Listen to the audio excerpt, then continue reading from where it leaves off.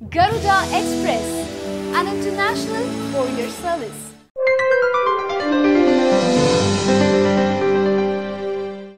బాబా రామ్దేవ్ ఏ పేరు తెలియని వారు ఇప్పుడు భారతదేశంలోనే ఎవరు ఉండరేమో.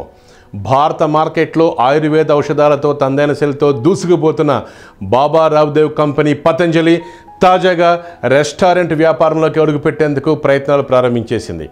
దేశంలో చాలామంది విదేశీ ఆహారానికి అలవాటు పడి ఆరోగ్యాలు పాడు చేసుకుంటున్నారని చెప్పిన పతంజలి బ్రాండ్ అంబాసిడర్ బాబా రామ్దేవ్ త్వరలో రుచికరమైన భారతీయ వంటకాలతో తమ రెస్టారెంట్లు అందుబాటులోకి తెస్తున్నారు.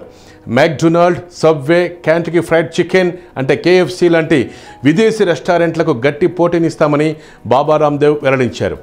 బాబా రామ్దేవ్కు ఆయన కంపెనీ నుంచి తయారయ్యే ఉత్పత్తులకు భారతదేశంలో మంచి ఆదరణ ఇలాగూ ఉంది. ఇక రెస్టారెంట్ వ్యాపారంలో కనుక ఆయన వస్తే అది బాగా కలిసి వస్తుందని ఆర్థిక నిపుణులు అభిప్రాయపడుతున్నారు. అంతేకాదు విదేశీ రెస్టారెంట్లకు పతంజలి రెస్టారెంట్లు గట్టి పోటీనిచ్చే అవకాశాలు మెండుగా ఉన్నాయంటున్నారు నిపుణులు. భారత రిటైల్ బిజినెస్లో ఒక్క ఆహారానికి సంబంధించిన వ్యాపారమే 57% ఉందని, ఇది 2025 నాటికి 3 రెట్లు అంటే 71 లక్షల కోట్లకు పెరిగే అవకాశం ఉందని ఇండియా ఫుడ్ ఫోరం అనే సంస్థ తెలిపింది.